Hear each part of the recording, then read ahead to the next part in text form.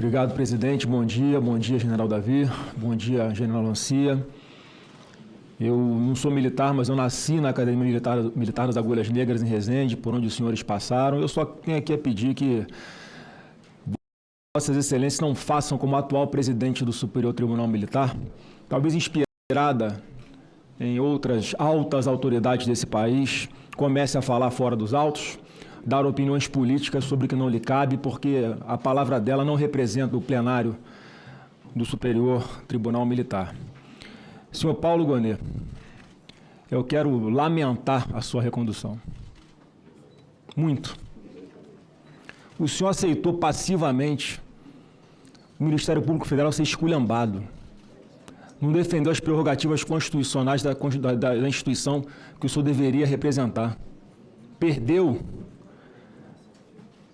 a titularidade da ação penal pública. Foi ignorado em vários momentos pelo ministro Alexandre de Moraes, que sequer consultava o Ministério Público Federal para tomar alguma iniciativa. Aí depois dava aquela vaselinada, mandava lá para o senhor opinar. A prerrogativa de proteção das garantias constitucionais, individuais e da sua própria instituição não existem mais no Brasil. Não é o Ministério Público que decide, mas é o senhor que instrui, ou deveria instruir o processo, porque nem isso está fazendo mais. Quem faz é o ministro Alexandre de Moraes em vários processos. Eu acho que, eu digo isso com tristeza no coração, os membros do Ministério Público Federal devem ter vergonha do senhor hoje, muita vergonha. Eu falei para Vossa Excelência no meu gabinete, por ocasião da outra sabatina, que Deus estava lhe dando uma oportunidade do senhor desfazer todas as injustiças que o senhor fez enquanto estava lá no TSE, representando o Ministério Público Federal. O senhor fez ao contrário. O senhor perseguiu. O senhor entrou num jogo sujo de uma pessoa que, para mim, é doente. Mas o senhor está lá. Parece cumprindo ordens dele. Eu quero dar só um exemplo de como é que o senhor não merecia estar sendo reconduzido. Teve aqui nessa Comissão de Segurança Pública o senhor Eduardo Tagliaferro, fez um monte de denúncia.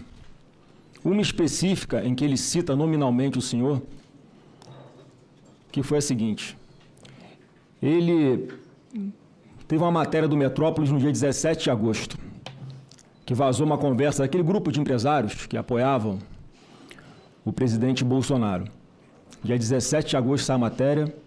No dia 23 de agosto, o senhor Alexandre de Moraes executa a sua decisão. Foram mandados de busca e apreensão, bloqueio de contas bancárias, redes sociais, quebra de sigilo bancário de todos aqueles empresários que estavam participando de uma conversa privada no WhatsApp. Aí teve aquela grande repercussão negativa. E então o ministro Alexandre de Moraes, como havia dado uma decisão apenas com base numa matéria jornalística, ele vai tentar requentar a sua própria decisão. Ele pede que o seu juiz auxiliar, o Ayrton Vieira, solicite ao Tagliaferro para preparar um mapa mental para ajudar na fundamentação da sua decisão. E ele mostrou para a gente aqui, na Comissão de Segurança Pública, eu estava sentado aí, onde o senhor está, ele mostrou para a gente que recebeu um monte de documentos para que ele produzisse esse mapa mental nos dias 26, 27 e 28 de agosto. Ele fez o mapa mental no dia 29 de agosto, mostrou para a gente aqui os metadados, para comprovar que o documento tinha sido produzido naquele dia. E sabe qual dia o Alexandre de Moraes afastou o sigilo da sua decisão, porque estava tudo sob sigilo? No próprio dia 29. Ele provou para a gente aqui que o Alexandre de Moraes fraudou a própria decisão dele. Ele tinha dado uma decisão com base na matéria de jornal, estava sob sigilo. Ele usa uma estrutura de combate à desinformação do TSE para refazer a sua fundamentação e depois dar publicidade. Aí, no meio do caminho, o Tagliaferro mostrou para a gente aqui que recebeu uma mensagem do senhor Lucas. Você conhece o senhor Lucas, né? É seu assessor. seu próprio assessor, procurador Gonê, cobrando o Tagliaferro. Abre aspas. Dr. Paulo Gonê, vice-PGR, me pediu para entrar em contato com você, Tagliaferro, sobre um assunto que ele tratou com o ministro Alexandre hoje cedo.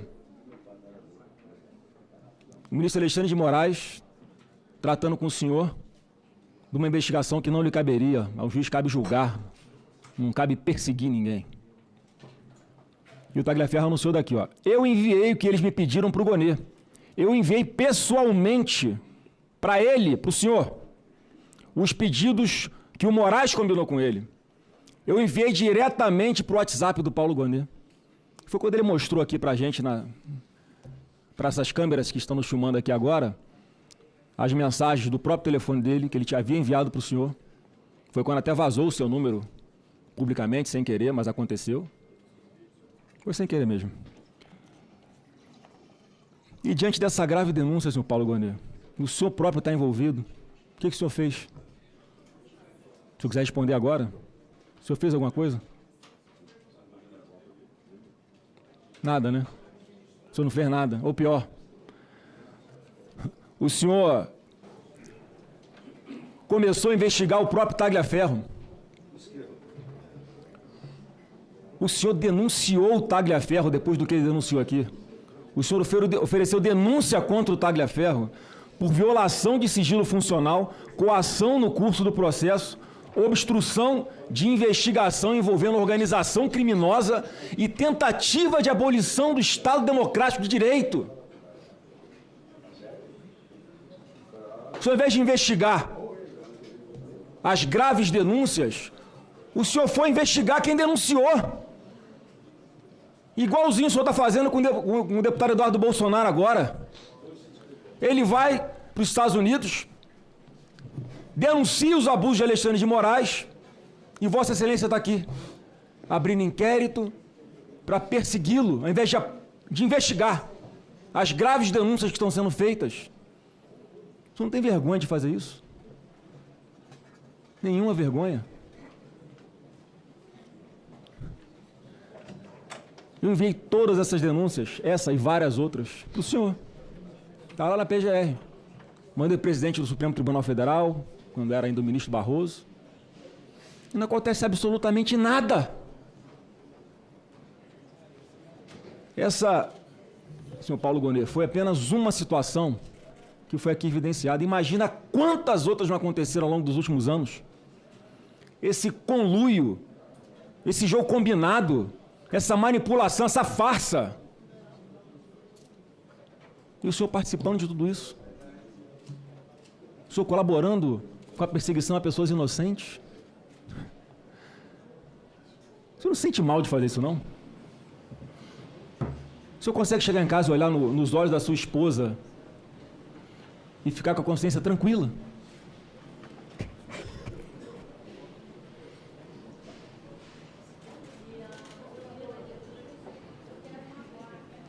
Tudo isso que o senhor está fazendo, em conluio com alguns outros do Supremo Tribunal Federal, é absolutamente nulo no Estado Democrático de Direito de verdade.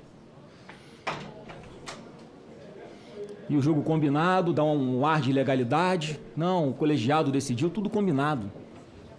Todo mundo já sabe o resultado muito antes do processo começar.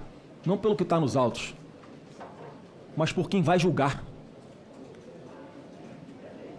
Eu vou concluir agora, presidente, porque na sua frase inicial, o senhor Paulo Gonê disse que não fala nos autos. Mentira. Não fala fora dos autos. Mentira. O senhor não só fala fora dos autos, como o senhor atropela o Congresso Nacional. Quando declara já de antemão, sem nem saber que texto está num possível projeto de anistia, que a anistia é inconstitucional. Eu vou lembrar ao senhor que lá em 1988, os constituintes de 1988 elencaram inicialmente 5 crimes que eram insuscetíveis de anistia: terrorismo, tráfico de drogas, tortura e crimes hediondos. E tinha um quinto lá chamado, não sei se o senhor conhece, crime contra o Estado Democrático de Direito. O então deputado K.O. faz uma emenda supressiva para retirar o Estado Democrático de Direito, para ficar claro que esse é um crime que podia ser, sim, passível de ser anistiado. Sabe quem votou a favor desse destaque aqui, senhor presidente Otto?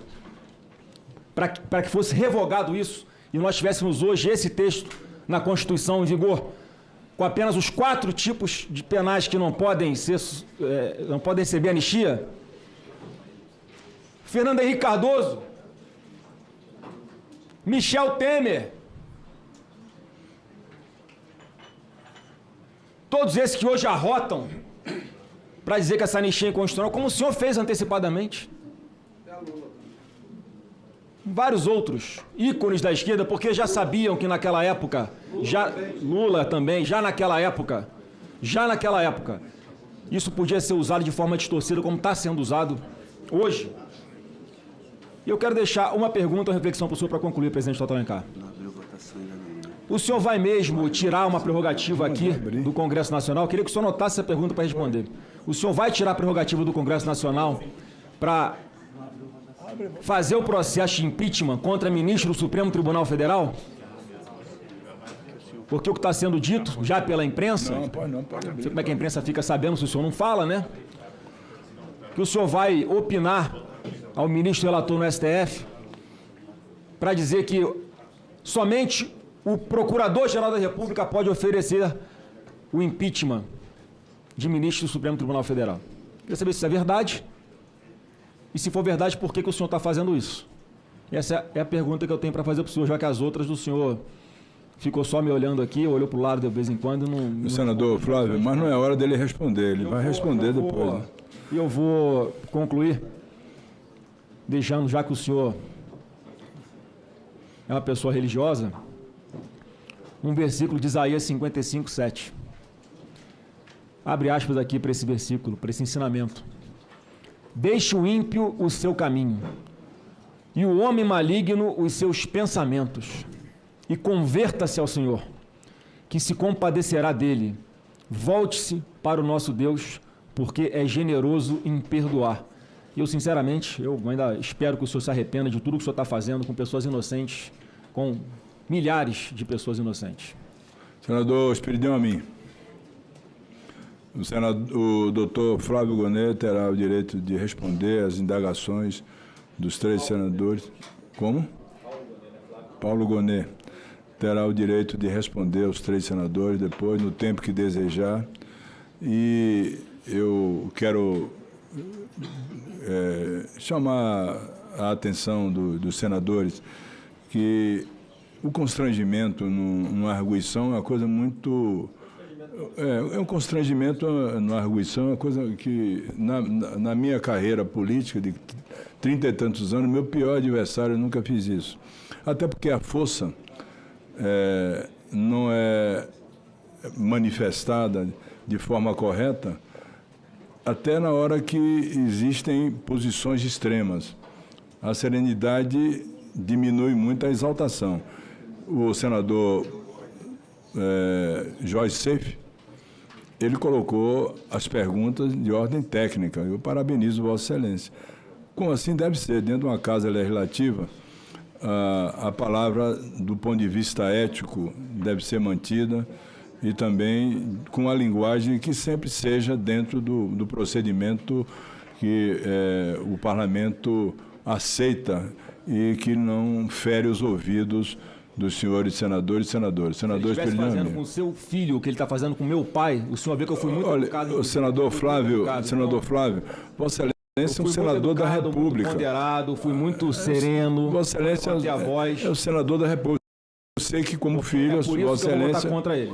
Vossa Excelência como filho sempre terá que reagir, mas eu, filho, não reagiria dessa forma num caso semelhante ao de Vossa Excelência. Iria para uma linguagem dentro do padrão ético e dentro daquilo que a arguição permite fazer. Eu sei do padrão ético aqui? Sim, o senador, Vossa Excelência vai ter o direito de falar na hora certa. Mas, olha, quem prende não é o procurador, ele denuncia. Ele sim denunciou, então... Presidente. Exato. Olha, pela ordem, senador Jaime. Eu quero me associar a Vossa Excelência. Nós temos que elevar o nível aqui desta sabatina, seja qualquer um dos indicados que estão aqui, com certeza, sendo sabatinado, e outras autoridades. Com todo respeito ao senador Flávio Bolsonaro, aos demais aqui, eu acho que o momento não é para aqui nós fazermos uma oitiva com essas autoridades, e, sobretudo, muitas vezes de forma até leviana, acusando. Leviana, senador Jair. Pelo amor de Deus, senador Flávio, com todo respeito a Vossa Excelência. Está tendo respeito. Mas eu imagino que Vossa Excelência saiu daquilo que está sendo proposto aqui nesta comissão. O senhor está atacando de forma pessoal, a autoridade está sendo sabatinada aqui.